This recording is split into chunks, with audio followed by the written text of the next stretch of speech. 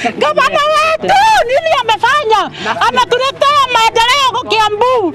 Ametupatia kuku na nini. Wanaanza kuimpiti kwa ajili ya bure. Hii ni mabaya. Kiambu Governor Kimani Wamatangi was arrested by the Ethics and Anti-Corruption Commission, or EACC, on Tuesday, following raids on his homes and offices.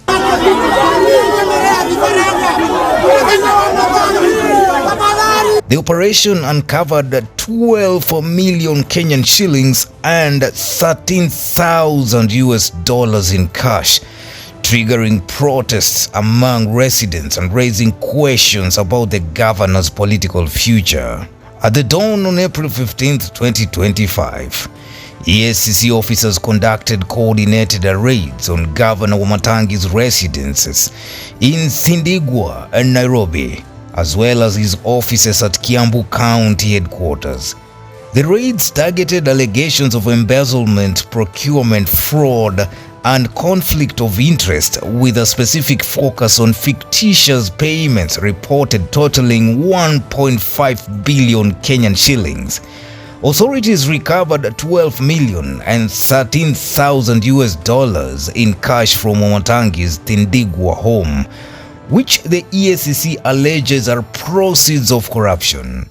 9 other senior county officials were also arrested, and documents and electronic devices were seized for further analysis.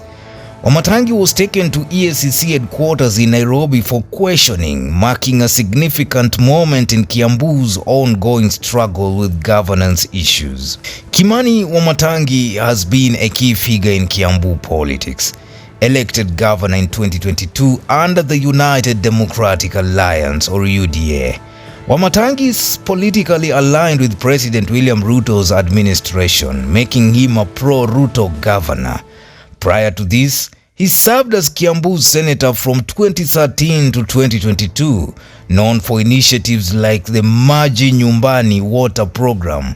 His governorship, however, has faced challenges, including accusations of mismanagement and tensions with UDA leaders like National Assembly Majority Leader Kimani Ichung'wah and Senator Karungo Asang'wa.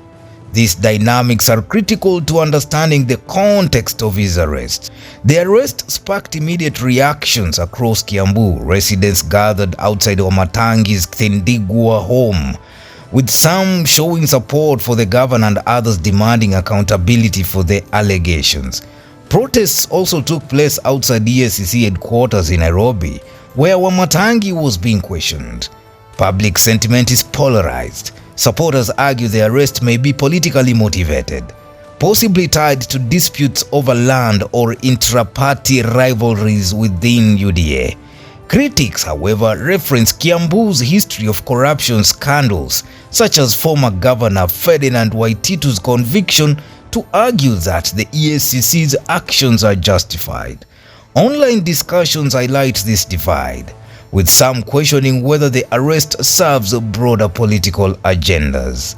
In the past, Wamatangi refuted allegations of financial misconduct, such as during a 2023 dispute with county assembly members over the Kiambu County Finance Bill.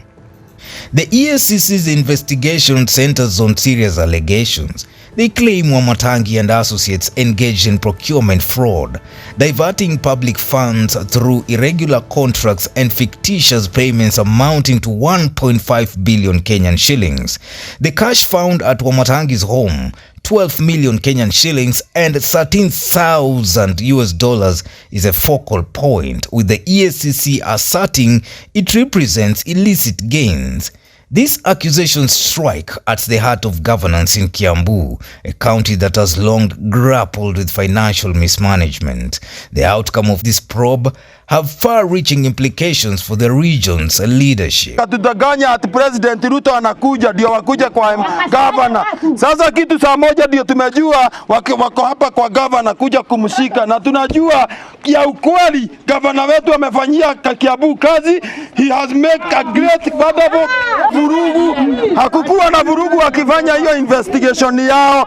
Sasa saa ile vurugu imekuja ni vile wamebeba gavana wetu na hatujui wamempeleka mpaka wapi. Hata sisi ndio tunataka tujue pale yako.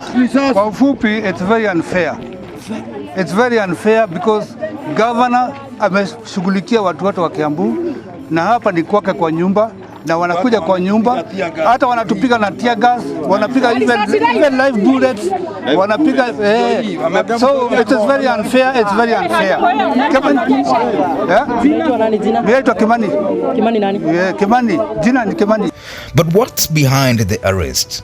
On one hand, the EACC's actions align with Kenya's anti-corruption efforts. The recovery of significant cash and allegations of large-scale fraud suggests a thorough investigation, especially given Kiambu's track record with graft.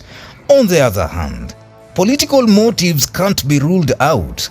Wamatangi's reported tension with UDA leaders like Kimani Ichung'wah, who has previously called for EACC probes, raise questions.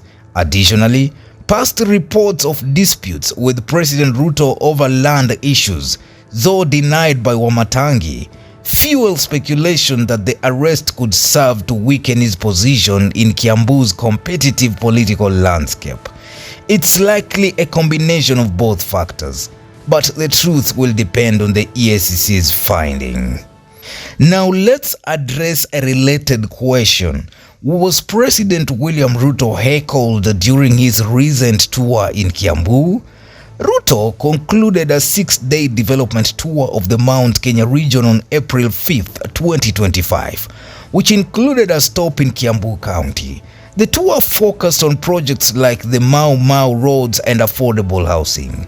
While Ruto himself was largely well received, there were incidents of heckling directed at other leaders during his Kiambu visit.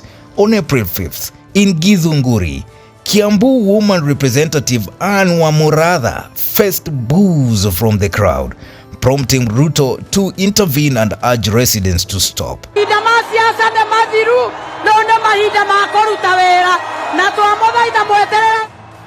Nani aliwafundisha kupigia watu makelele?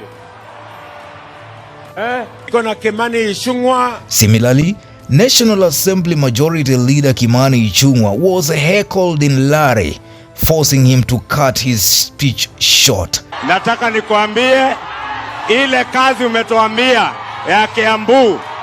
These incidents reflect underlying tensions in the region, possibly linked to the fallout with former Deputy President Rigathi Gachagua, but Ruto's reception remained relatively positive. Is this the end for Governor Wamatangi? Legally, the EACC's investigation will determine whether charges are filed. A conviction could lead to imprisonment or fines, as seen in past cases like Ferdinand Waititu's. The cash and documents seized provide a strong starting point for the EACC, but Wamatangi has the right to a fair defense. Politically, the arrest undermines his standing, though protests indicate he retains some support. His ability to counter opposition from residents, county assembly members, and UDA rivals will be key. If cleared, Wamatangi could leverage his community initiatives to recover. However, a prolonged scandal or conviction could jeopardize his governorship in Kiambu's high-stakes political arena. The arrest of Kimani Wamatangi marks a critical juncture for Kiambu County. The EACC's investigation will shape the legal outcome, while public and political reactions will define the broader fallout. As for President Ruto's tour, while he avoided direct heckling in Kiambu, the incidents involving other leaders highlight the region's complex dynamics, perhaps even using EACC to settle scores. What do you think? Newsroom, Maisha TV, Bushabi Jr.